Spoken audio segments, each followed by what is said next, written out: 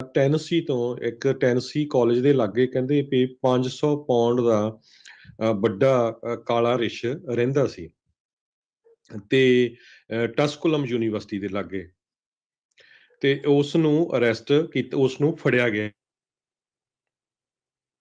ਤੇ ਕਹਿੰਦੇ ਵੀ ਇਹ ਜਿਹੜਾ ਰਿਛ ਸੀ, ਇਹ ਜਿਹੜਾ ਆਮ ਲੋਕਾਂ ਦਾ ਜਿਹੜਾ ਹਿਊਮਨ ਜਿਹੜੇ ਆਪਾਂ ਖਾਣਾ ਖਾਂਦੇ ਆ ਜੀ। ਉਸ ਨੂੰ ਬਹੁਤ ਪਸੰਦ ਕਰਦਾ ਸੀ। ਤੇ ਕਾਫੀ ਸਾਲਾਂ ਤੋਂ ਯੂਨੀਵਰਸਿਟੀ ਦੇ ਲਾਗੇ ਛਾਗੇ ਘੁੰਮਦਾ ਰਹਿੰਦਾ ਸੀ। ਪ੍ਰੈਸਬਿਟਰੀਅਨ ਕਾਲਜ ਗ੍ਰੀਨਵਿਲ ਜਿਹੜੀ ਟਸਕੁਲਮ ਯੂਨੀਵਰਸਿਟੀ ਆ ਉਹਦੇ ਲਾਗੇ ਸੀ। ਸੋ ਤੇ ਹੁਣ ਉਸ ਨੂੰ ਫੜ ਲਿਆ ਗਿਆ ਆ Tennessee wildlife resource agency ਵੱਲੋਂ ਤੇ remote area Cherokee nation forest ਦੇ ਵਿੱਚ ਛੱਡਿਆ ਗਿਆ ਹੈਗਾ। ਜੀ, ਸੋ ਇਦਾਂ ਦਾ ਹੀ ਇੱਕ 500 ਪਾਉਂਡ ਦਾ ਰਿਛ ਜਿਹੜਾ ਹਰਜੋਤ ਸਿੰਘ ਜੀ ਟਾਹੋ ਦੇ ਵਿੱਚ ਬੜਾ ਮਸ਼ਹੂਰ ਹੋਇਆ ਸੀ, ਜਿਸ ਨੂੰ ਜੀ ਨਾਮ ਹੈਂਕ ਦਾ ਟੈਂਕ ਵੀ ਦਿੱਤਾ ਗਿਆ ਸੀ। ਉਹਨੇ ਤਾਂ ਦਰਜਨ ਤੋਂ ਵੱਧ 2 ਦਰਜਨ ਤੋਂ ਵੱਧ ਲੋਕਾਂ ਦੇ ਘਰਾਂ ਦੇ ਵਿੱਚ ਤੋੜ ਕੇ ਵੜ ਕੇ ਵੀ ਸਮਾਨ ਜਿਹੜਾ ਹੈ ਫੂਡ ਆ ਉਹ ਖਾਧਾ ਸੀਗਾ। ਉੱਦਾਂ ਕਹਿੰਦੇ ਵੀ ਜਿਹੜਾ ਬਲੈਕ ਬੀਅਰ ਆ, ਇਹ ਜਿਹੜਾ ਕਾਲਾ ਰਿਛ ਹੈ, ਇਹਦਾ ਅਡਲਟ ਜਿਹੜਾ ਹੁੰਦਾ ਆ ਉਹ 660 ਪਾਉਂਡ ਤੱਕ ਪਹੁੰਚ ਜਾਂਦਾ ਆ ਤੇ ਉਹਦਾ 500 ਪਾਉਂਡ ਕਹਿੰਦੇ ਵੀ ਐਵਰੇਜ ਸਾਈਜ਼ ਮੰਨਿਆ ਜਾਂਦਾ ਜੀ ਹੈਗਾ ਆ। ਸੋ ਜੀ, ਬਿਲਕੁਲ ਕਹਿੰਦੇ ਵੀ ਜਿਹੜਾ ਰਿਛ ਸੀਗਾ ਕਈ ਸਾਲਾਂ ਤੋਂ ਕਾਲਜ ਦੇ ਲਾਗੇ ਰਹਿ ਰਿਹਾ ਸੀ, ਕਿਉਂਕਿ ਉੱਥੇ ਗਾਰਬੇਜ ਦਾ ਐਕਸੈਸ ਸੀ, ਜਿਹ ਚੋਂ ਫੂਡ ਮਿਲਦਾ ਸੀ, ਵਰਡ ਸੀਡਸ, ਪੈਟ ਫੂਡਸ। ਤੇ ਇਹਨੂੰ ਕੋਸ਼ਿਸ਼ ਬਹੁਤ ਵਾਰ ਕੀਤੀ ਵਾਈਲਡ ਲਾਈਫ ਵਾਲਿਆਂ ਨੇ ਫੰਡ ਦੇ ਲਈ, ਪਰ ਹਮੇਸ਼ਾ ਹੀ ਕਹਿੰਦੇ ਆਪਣਾ ਰਸਤਾ ਜਿਹੜਾ ਆ ਉਹ ਬਦਲ ਲੈਂਦਾ ਸੀ ਤੇ ਕਿਸੇ ਵੀ ਹਿਊਮਨ ਨੂੰ, ਕਿਸੇ ਵੀ ਬੰਦੇ ਨੂੰ ਨੁਕਸਾਨ ਨਹੀਂ ਕਰਦਾ ਸੀ। ਸੋ ਜੀ, ਗ੍ਰੀਨਵਿਲ ਫਾਇਰ ਡਿਪਾਰਟਮੈਂਟ ਨੇ ਇਸ ਰਿਛ ਨੂੰ ਜਦੋਂ ਫੜਿਆ ਗਿਆ, ਉਸ ਨੂੰ ਟਰਾਂਸਪੋਰਟ ਕਰਨ ਦੇ ਵਿੱਚ ਹੈਲਪ ਕੀਤੀ। ਜੀ।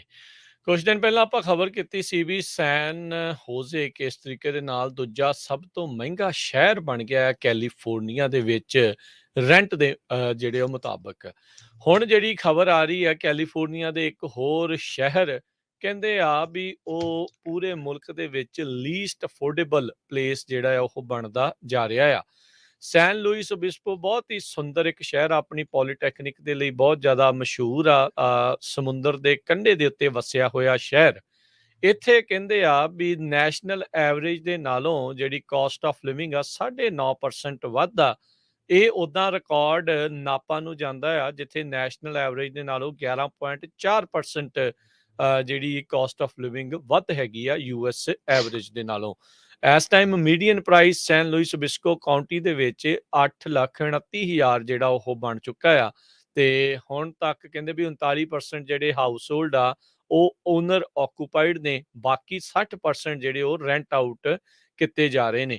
ਜਿੱਦਾਂ ਆਪਾਂ ਕਿਹਾ ਵੀ ਕਿਉਂਕਿ ਪੋਲੀਟੈਕਨਿਕ ਕਾਲਜ ਟਾਊਨ ਹੋਣ ਕਰਕੇ ਕਾਫੀ ਲੋਕ ਇੱਥੇ ਜਿਹੜੇ ਬੱਚੇ ਆ, ਵਿਦਿਆਰਥੀ ਆ, ਉਹ ਰੈਂਟ ਕਰਦੇ ਨੇ। ਸੋ ਸਥਿਤੀ ਕਹਿੰਦੇ ਆ ਵੀ ਇੱਥੇ ਲਗਾਤਾਰ ਮਹਿੰਗੀ ਹੁੰਦੀ ਜਾ ਰਹੀ ਹੈਗੀ ਆ। ਸੋ ਹੁਣ ਕਹਿੰਦੇ ਆ ਵੀ 5% ਪਿਛਲੇ ਜਿਹੜੇ ਆ ਜੂਨ ਦੇ ਮੁਕਾਬਲੇ ਇਹ ਘਰਾਂ ਦੇ ਪ੍ਰਾਈਸ ਜਿਹੜੇ ਉਹ ਉੱਥੇ ਵਧੇ ਹੈਗੇ ਨੇ ਸੈਨ ਲੂਇਸ ਓਬਿਸਪੋ ਦੇ ਵਿੱਚ। ਜੀ ਹੁਣ ਕੈਲੀਫੋਰਨੀਆ ਦੇ ਤਕਰੀਬਨ ਸਾਰੇ ਹੀ ਸ਼ਹਿਰ, ਵੱਡੇ ਸ਼ਹਿਰ ਕਹਿ ਸਕਦੇ ਹਾਂ ਵੀ ਇਸੇ ਹੀ ਪੌੜੀ ਦੇ ਉੱਤੇ ਚੜ੍ਹਦੇ ਜਾ ਰਹੇ ਆ ਵੀ ਰਹਿਣ ਦੇ ਕਾਬਲ ਲੋਕਾਂ ਦੇ ਹਿਸਾਬ ਦੇ ਨਾਲ, ਕਾਬਲ ਇਸ ਭਾਵ ਤੋਂ ਵੀ ਐਕਸਪੈਂਸਿਵ ਇੰਨੇ ਮਹਿੰਗੇ ਕਿੰਨੇ ਹੋ ਗਏ ਆ ਵੀ ਲੋਕ ਉਸ ਨੂੰ ਅਫੋਰਡ ਹੀ ਜਿਹੜਾ ਉਹ ਨਹੀਂ ਕਰ ਪਾ ਰਹੇ। ਜੀ ਸੋ ਕੱਲਾ ਇਹ ਨਹੀਂ ਹੈ, ਸੈਨ ਹੋਜ਼ੇ, ਸੈਨ ਫਰਾਂਸਿਸਕੋ, ਲਾਸ ਐਂਜਲਸ ਆਪਾਂ ਦੱਸੇ ਸੀ।